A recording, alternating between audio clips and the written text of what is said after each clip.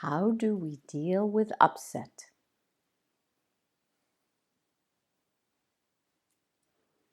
How do people deal with upset? Yeah? Numb a lot. You numb a lot? Numb a lot. That's a place, isn't it?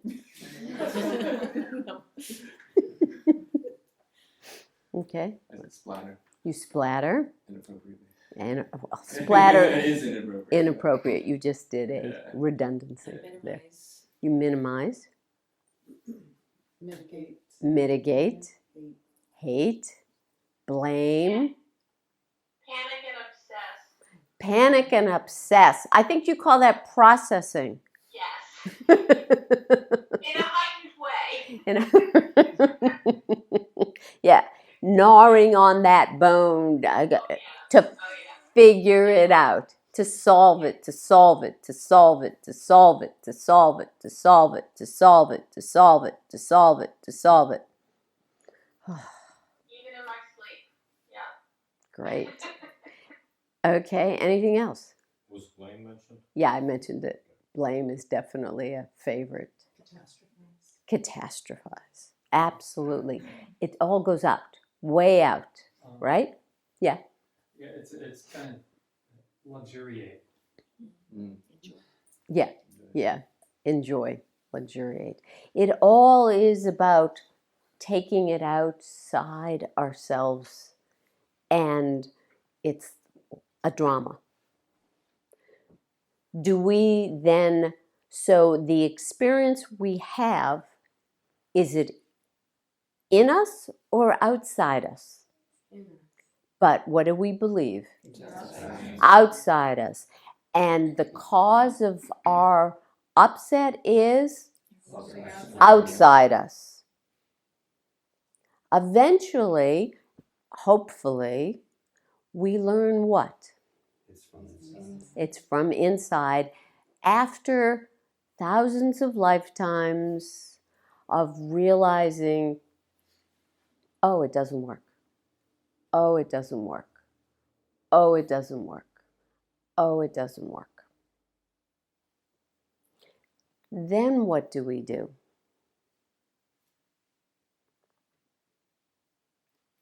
Next phase. You mean after all those lifetimes? After all those lifetimes. Then we're given the longing for God, and we find that, Nope, we haven't gotten there yet. No, okay. There's another. First, say holy crap. First you say holy crap, and then we start the blaming of ourselves. We turn it in on our shrunken self, who we think we are. So we turn it in on ourselves. Correct? I'm at fault. I'm the bad person. I don't deserve love. I did it. I did it. I did it. I did it.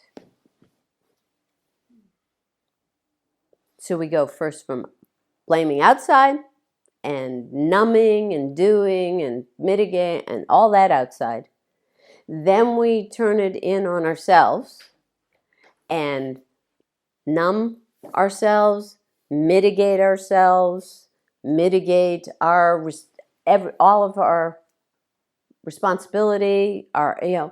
We don't mitigate. We mitigate what we did. We were bad, but we weren't that bad, right? And that's the next step. We can do that, or we can torture ourselves. Oh, we're so bad. We're so bad. And that still continues what David said, which is luxuriating. There's nothing better than a self-blame bath. It has bubbles and great smells and just amazing. Oh my God, just luxuriate right now. Oh my God, can you feel it? Whoa, oh, I get chills from it. But we all do it. We'll all do it. We're all like, oh my God. Bed, Bath, and Beyond. I just did product placement for the first time. I'm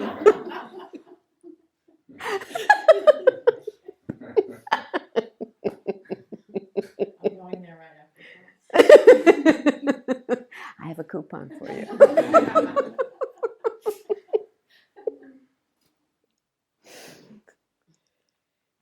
Then, after we've enjoyed this phase for probably 100,000 lifetimes, because it's just so rich and great, then what? Search for a way to solve it. Finally search for a way to solve it. That's when the longing, or at the very least, realizing, okay, this is not working. This is not working. So the first thing that has to happen is, or one of the things that has to happen is, we've got to take out the sting, the emotionality, and be able to say, I did that. And somebody else says, you did that. And you can go, you are so right. I did that. I did that. I did that. I agree with you. 100% I did that. Haven't solved it yet, but I did do that. What happens when we do that sort of thing? It neutralizes it. Yeah. And you feel freer. And what happens to the other person? We're in agreement with the other person. We're not in this. Still the fight. There's no, yeah. We remove the fight. So somebody recently posted on YouTube a comment that they loved my videos, but hate, in capital H-A-T-E, hated the audio. And I said, because they can't hear, it was especially this one video, can't hear, and then all of a sudden, and they've got it on full, and then all of a sudden there's a spike with laughing or whatever. And I went, you are so right. We're working on it now. Did I hear from that person? No. Poof. Poof. Gone. Poof. Poof. Poof.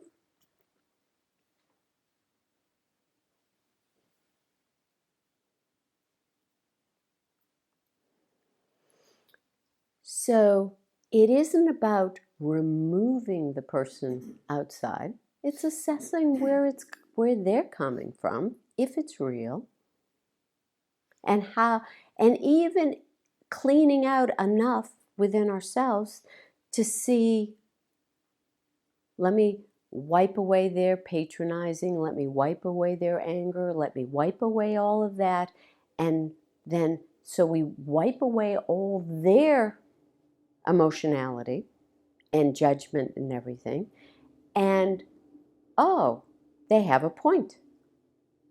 They have a point. So first I have to clean myself up and be able to be, am I me? That? This? No. Did my puppet character do it? Yes. I can then take responsibility for it. Who is it? Charlie McCarthy? Who is the Bergen?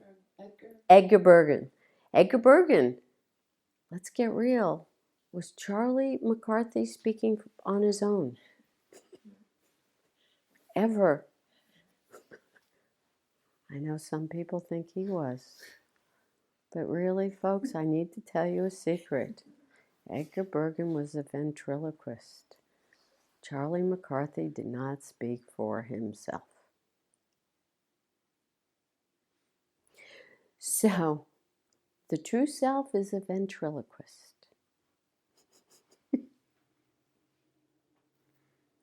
And out of our mouth, oh my God. So as long as we're clear, we can say, yeah, that came out of that mouth. Or, yep, I did that. You are so right.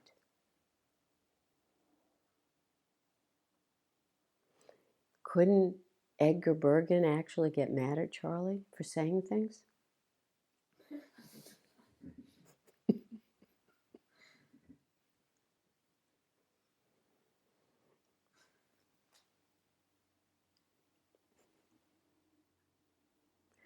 Our job when we're upset is the first thing we do is take away the emotionality. But how do we do that? Being with our experience. Being with our experience. Should we going with words? No, because as soon as we start the word game, Just amping up that. we're off. We're gone. We have no chance of resolution because we're just doing our famous litany that we have so practiced over and over again. Our job is to go first and foremost to our experience. We go to our experience, whatever it is. So, is it only some of the experiences? No, it's all the experiences. Do I have a problem with people being angry? No. Hateful? No. Nope. Nope. Is it a vibration? Yep. Do we need to then be willing? So if one of you has an experience of bliss and one of you has an experience of hate, am I going to say to one of you, be with your experience, and the other one, don't be? No. You have to always be willing to be with your experience, whatever it is. Usually, however, people who experience hate, anger, anything that we tend to call negative, are they willing to be with their experience?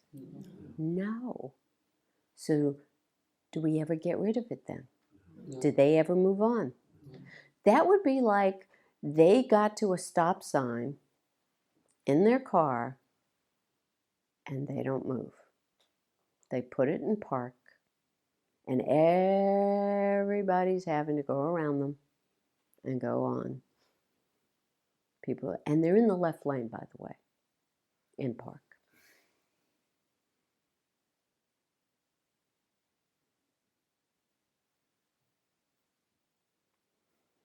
If we're going down the road, if you were in a driving school and you did that, what would the driver instructor say to do? Take it to park. Put it back and drive and go. First look both ways and go. It's the same thing. Now I have to tell this story. Yesterday, I'm going to write it up, but I got it. Had class. It actually was with on Skype.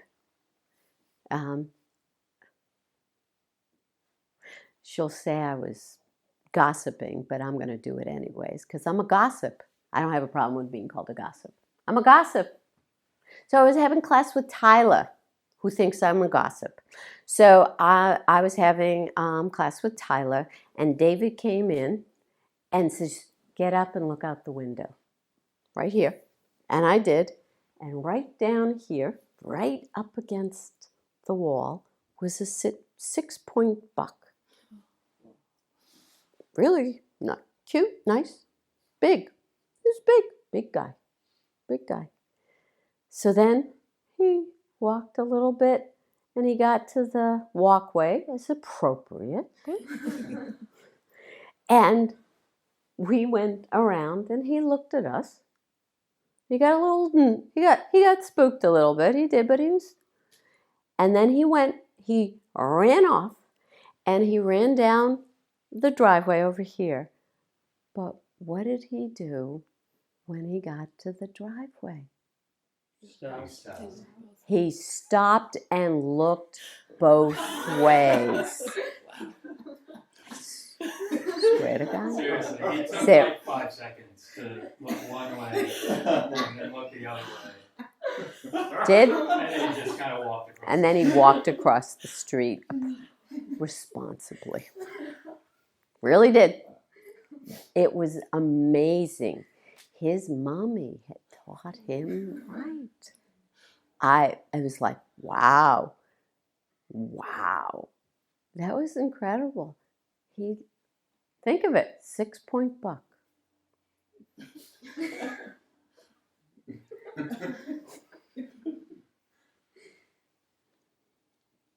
Maybe they do have some consciousness. I never thought they were learners. Maybe we're creating, as we go through the generations of being hit by cars, that it's a Darwin, the survival. Yeah. we have now learner deer. Wow. That was amazing. Amazing. Upset. Be with your experience, whatever it is. What tends to happen then with the letters?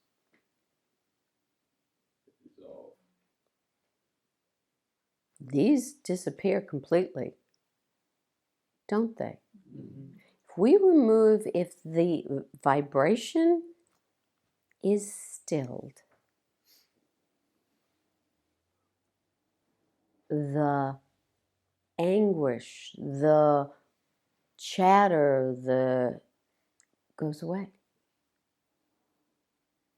Disappears. It's gone. The problem's gone. There's somebody who calls me who's usually, they're in a turmoil. I just needed to hear your voice. Oh, okay, thank you.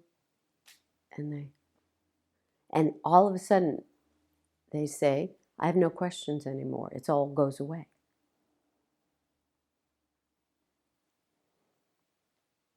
What's our job? To still our vibrations. All our vibrations? All our vibrations. And then God discerns for going forward. But who gets upset with that? We do. We do. Until we are fully no longer identified with us, we will get upset. Upset about upset. Upset about it, yeah. Yes. And the way to then get attention and life back on track is to have a nice drama so everything's okay again. Normal. I don't want anybody to be normal at this point. I want everybody to choose to just love by not the love that is opposite hate, not that one, off the grid love, so that God's love is, which is who we really are, comes forward.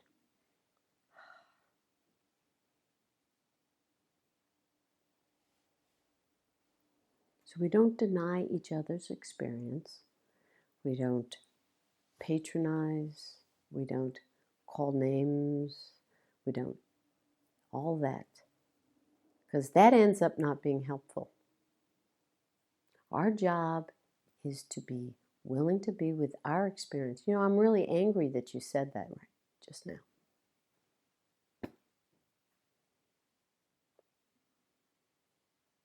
Or I'm hurt that you said that. not you, you said that. Then we're just doing this.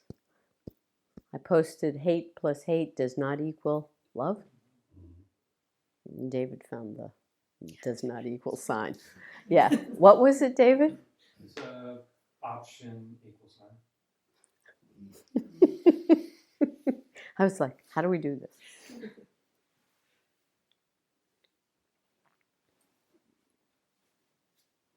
Is this clear?